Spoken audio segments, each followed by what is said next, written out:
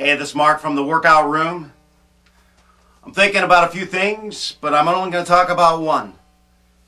I call this chapter Stalemate, Soulmate. Okay? Alright, the term soulmate. Everybody on their profiles, everybody's always saying, I'm looking for my soulmate. Okay. Alright, that might be the cry. It sounds good. Who in the hell is a soulmate? Alright, we got to figure that out. First of all, I got to talk about soul. What is a soul, right? What's a soulmate? Is that like somebody who is the perfect match for you? Is that what we're thinking about? How about just the complete opposite? Could that soulmate be the person that's going to drive you insane? It's possible, right? Soulmate's one of those God-driven spiritual concepts in life that, you know, proven text of somebody who's a soulmate.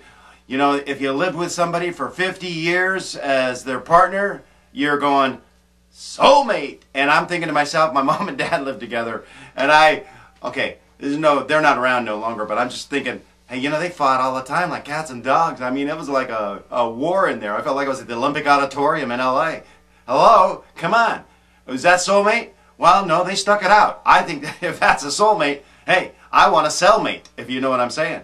So the deal behind stalemate versus and/or slash soulmate is, you know, sometimes if you're really looking for something that's perfect and everything's got to line up, you got to look at it that way. I think sometimes you might be waiting for a long time. It's feasible because the idea. So now, do you have a soul? I mean, you personally. So if you're looking for a soulmate, you got to have a soul, right? I mean, you got to be able to have some kind of like ability to understand what soul's all about. Sometimes, remember, it's not the line that's here on your palm. It's not the green tees. It's not whether they're a Taurus or a Libra. You know what I'm saying? What is it? What makes up a soulmate? I'm going to say this is what I think you should do. The stalemate can be over with. I think you need to lower your standards a little bit in the sense of your ideals that are kind of like spread out there. I think when you meet somebody, there are some things you got to be able to click on. Some things that instantly click. Good conversation. You guys can kind of bounce off each other. You don't feel like you're condemning somebody. You don't feel like you know, they respect you. They understand you. They're trying to understand you. You're trying to communicate. I mean, there's like this give and take. I think that's the idea behind a soulmate. Somebody who's a friend, a real close friend for life.